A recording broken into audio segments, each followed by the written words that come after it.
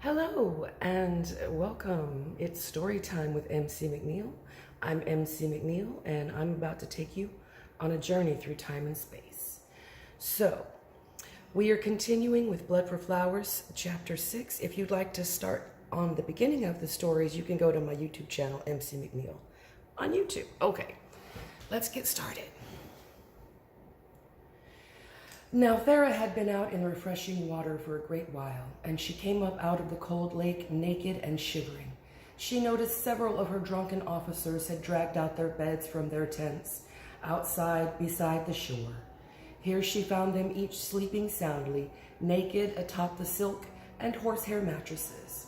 Thera shook her head as she walked over to the last remaining fire, which was just a warm glow by this time. Here she found a few officers of the phalanx and Amara, captain of the archers, who all sat transfixed by Lucia, captain of the phalanx, who was telling a story, and they were all transfixed as they gathered there beside the fire. Now, Lucia said quietly, then Queen Penthesilea herself rode out to fight with Achilles in full armor, the helmet obscuring her face. So as she fought bravely there at the gates of Troy that day, Achilles did not realize the warrior who raged there in combat with him for so long that day, who was so tall, strong, and brave, was in truth a woman. Now when she was taken by his sword, she cried out and fell upon the grass that day. The victor Achilles removed her helmet, and when he saw how beautiful Penthesilea was, he wept openly, mourning her death, there before the gathered masses, who all were shocked at his tears. Brave Achilles crying over a dead woman. Then the foolish Thyristes mocked Achilles.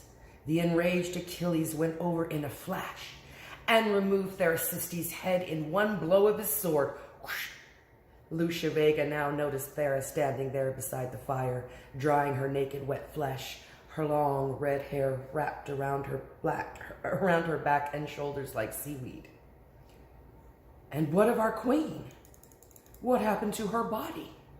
One of the officers asked in a low whisper.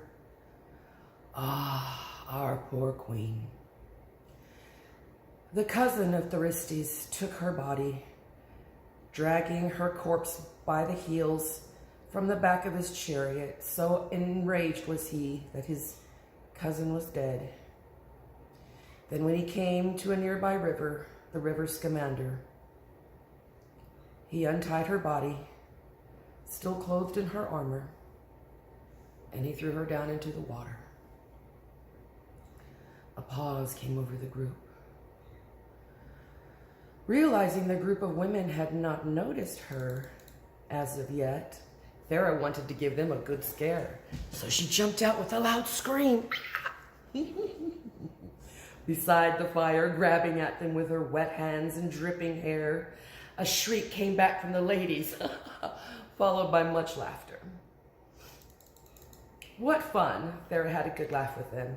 Then she gave her final instructions before retiring to her tent, to her warm bed for a much-needed long rest.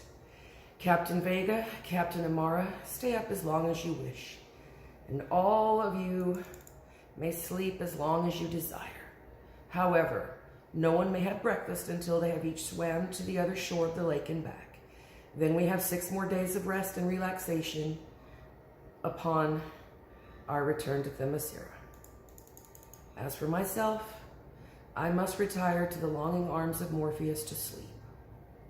Enjoy your time here, ladies, for you have all deserved this time, and be thankful and happy in your life. I bid you all good night. Thera walked across the sandy shore up to her tent, which was under the ancient trees in the olive groves there beside the temple. All was peaceful, still and quiet. There in the darkened space, Thera had to grope along in the dark until she came to her bed. Pulling back the thin white linen sheet, she collapsed on the soft bed and curled up, inhaling the light, sweet smell of lavender, which scented the sheets. Now, as soon as her head rested upon her pillow, Thera fell into a deep and tranquil sleep. And so it was, she dreamed a dream.